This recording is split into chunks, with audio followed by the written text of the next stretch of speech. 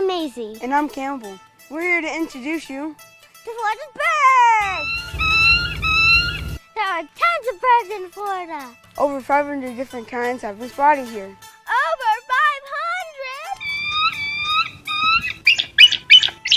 500? Florida has pelicans. They eat a lot of fish.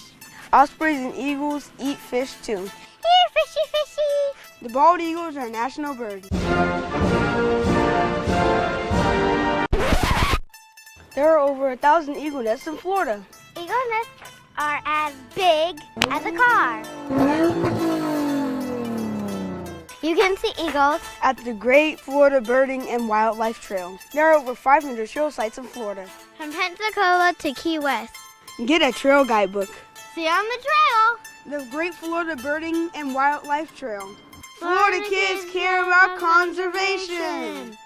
Looking for family-friendly things to do on the trail? Ask an adult to visit floridabirdingtrail.com and click Trip Planning.